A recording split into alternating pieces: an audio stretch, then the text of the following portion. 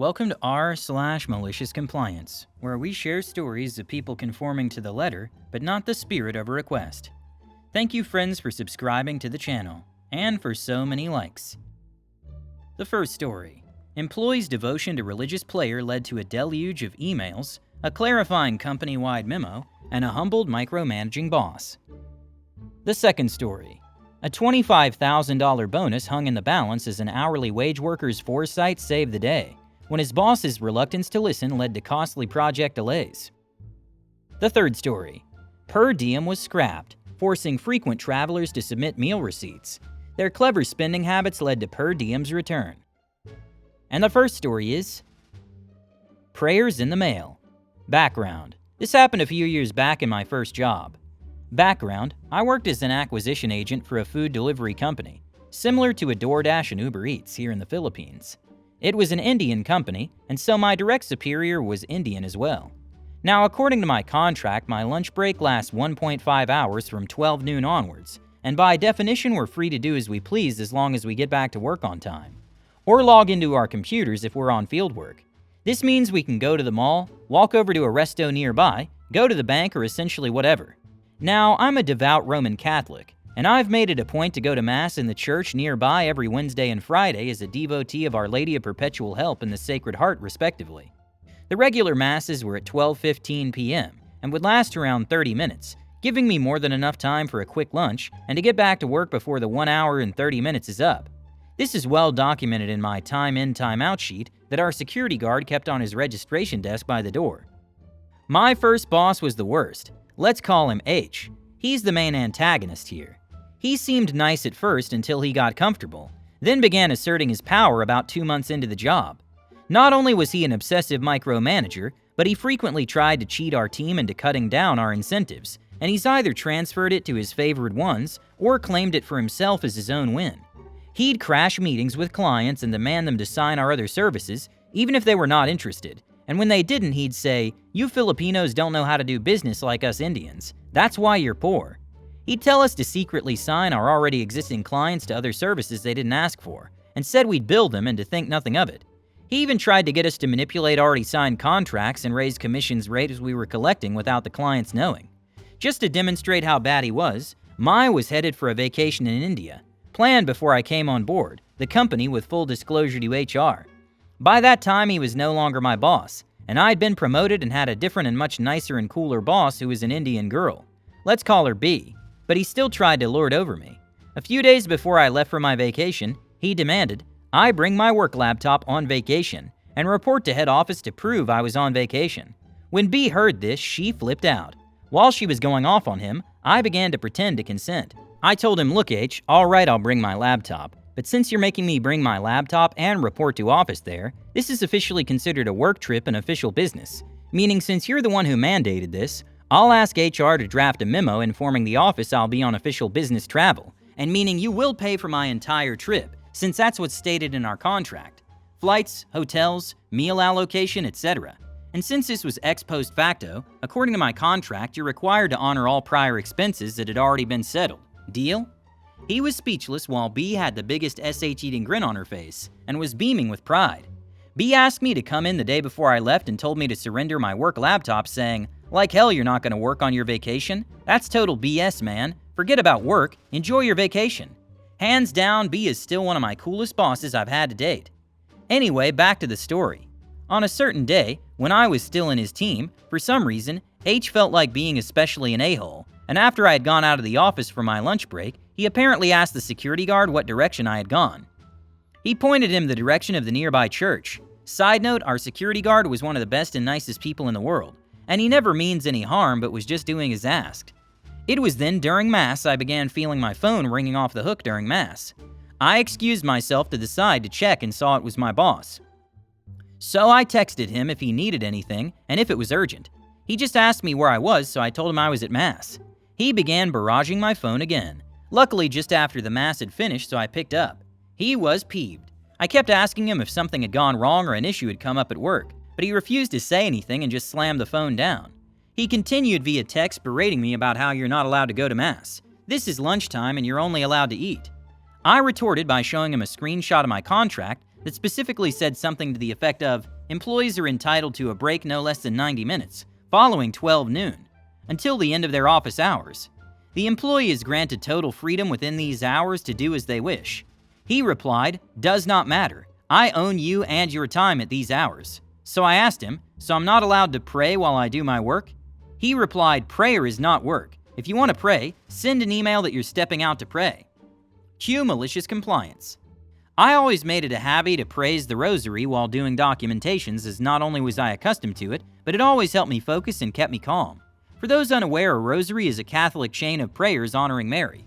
It comprises of the introductory prayer, Apostles' Creed, 1 Our Father, 3 Hail Marys, 1 Glory Be, 5 Decades, 1 Our Father, 10 Hail Marys, 1 Glory Be, and 1 Fatima prayer, the Salve Regina, and the concluding prayer.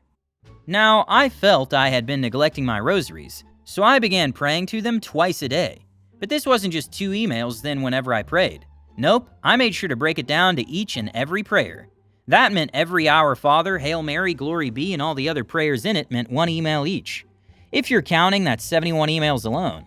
But as if that wasn't bad enough, I included the litany to the Blessed Virgin Mary in the end of the rosary, which was a list of Mary's titles, followed simply by a Pray for Us, but each counts as a prayer. Mary has a total of 48 titles in the litany. Then there's also the Lord Have Mercies, the titles of the Blessed Trinity, and the Lamb of God invocations in the end, totaling 10 for a grand total of 58 alone in the litany. That brings the grand total to 129 emails each rosary.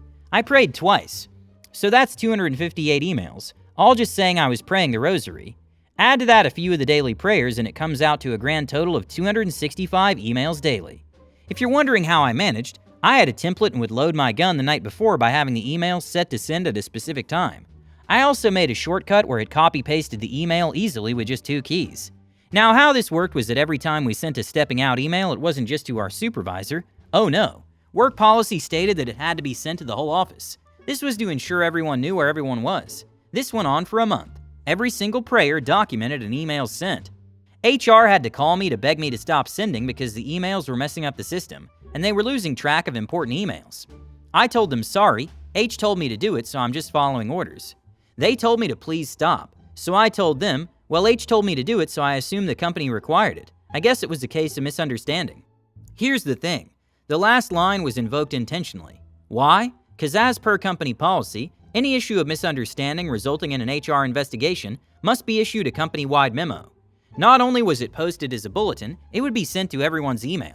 Not only that, this clarification memo contains the following. 1. The clarification itself. 2. The inciting incident detailed including the parties involved. And 3. Any paper trail that was saved provided one party was communicating via company assets. In this case, H used his company phone. I submitted all my evidence, and sure enough, HR absolved me of any wrongdoing. They posted all the screenshots, including the ones he said he owns me and my time. Not only was H's reputation soiled because the entire incident was blasted to the whole company, but he was also seen as someone who violated his employees' rights to worship as he pleased. He was shunned by most of the people in our company, and was treated with disdain by many of us. I worked my butt off to try and get away from him by getting promoted. It finally happened a few months after in June of 2019 before my birthday. Apparently, B had been eyeing me for her team because she saw how hard I worked. I acquired accounts for her team to manage. She said the clients were all wondering what happened to me because they wanted me to handle their account. Well, I was promoted because B specifically asked for me. And like I said, she was a world away from what H was. She was supportive, caring, and hands down absolutely awesome. She told me when she had asked H to endorse me to her team for promotion, he just said take him, and that was that. H left the company in August that year. No one from our team showed up for his going away party, but the entire office threw a party the day after he left. But by then the damage was done and his poor leadership had made the company suffer greatly. We closed in late 2019. Boss H was a real tyrant and tried to dictate even how you spend your time during your lunch break. But your vindictiveness, using email as a weapon, was incredibly effective. 265 emails daily in support of your religious practice. That was quite a show. And your email spamming got so big that HR had to intervene and demand that it stop. Your response about the misunderstanding was brilliant because it triggered the release of an official document and therefore condemned your boss H in front of the entire team. Finally, H left the company, and you won him over by throwing a huge party after he left. Something tells me anyone who was annoyed by the emails forgave you after finding out it was because of H. Happy for you. For your new boss and for your promotion. You deserve it. The second story is the $25,000 question. In my industry, once you reach a certain level, you no longer receive an hourly wage. Instead, you get a salary and bonuses. You can earn good money with overtime hourly, and often earn more than the guys getting a bonus, but sometimes that bonus can be substantial. Bonuses are based on whether a job is completed on time and under budget. Only two important people in this story. Me, earning an hourly wage. My boss on salary and bonuses. My crew was installing a valve in a plant. It weighed about 6,800 pounds, and therefore that job required a very large crane. I noticed that the valve stem, the part the wheel was attached to, was going to intervene with other components. I went to my boss and I told him that I could solve the problem by turning the valve slightly. His exact response was, "Where did you get your effing engineering degree?" I apologized for wasting his time and installed the valve and moved on with my week. About 8 days later, there was a big meeting between my boss and the engineers. It just so happened that a valve my company installed was causing problems with the other components in the system. We had to remove part of the roof of the building, unbolt the valve, rotate it slightly, and then bolt it back up. This required the use of the crane again and so much overtime that my crew and I made out like bandits. Since the valve was supplied by the clients, they took responsibility for the mistake. The only problem being that all the work that had to be rescheduled because this valve was in the way, and the work that the crane could not do since we tied it up for extra days was not paid for by the client, but instead came out of the budgeted hours and money. I made enough money working 3 days of unscheduled overtime to put a good dent in my car loan, and the bonus budget for that job went down by about $25,000. The other bosses on the job were not happy with my boss. P.S. I still do not have an engineering degree. My boss wasn't an engineer. He was just unwilling to take the issue to the engineers. The funny thing here is that your boss's bonuses fell by $25,000 because he didn't take your advice. Life has given you the opportunity to contribute to this loss. Sometimes it's better to listen and do teamwork because it can save everyone time and money. This poor man was not very diplomatic when you tried to offer your solution to the valve installation. He was obviously stubborn and not ready to listen to the advice of his subordinate. But life always has its own plans, and in this case it turned out to be very beneficial for you. When the valve error turned out to be a problem for the customer, and the fix was very laborious and required many hours of overtime, your boss learned a lesson. Trust your team and listen to their advice, even if they don't have an engineering degree, and who knows, he might even thank you for this learning experience in the future. The third story is, you don't need per diem, you get meal reimbursement. A lot of companies have done away with fixed rate per diem in order to save some money, including ours. We started having to provide receipts for meals, which was a major pain when you're 100% Travel Road Warrior Max. Without collusion, many of us, there are more than a dozen full-time travel techs in my department, started buying meals that were very close to but not over our max spend for the day each day, which was the same as our old per diem rate. After about 2 months of this, where they not only didn't save money, but were looking at having to hire an extra bean counter just to go through all our expense reports, we finally got our per diem back, but just for the full-time travel positions. Everyone else gets actual meal reimbursement. Good story. Not only was it fun, but it also made management angry, who not only didn't save money, but also gave themselves even more headaches by demanding to check all expense reports. So you and your team helped out by demonstrating the importance of wise management. Thank you for watching. Don't forget to subscribe if you want to know when the new video comes out, and hit the like button to support the channel.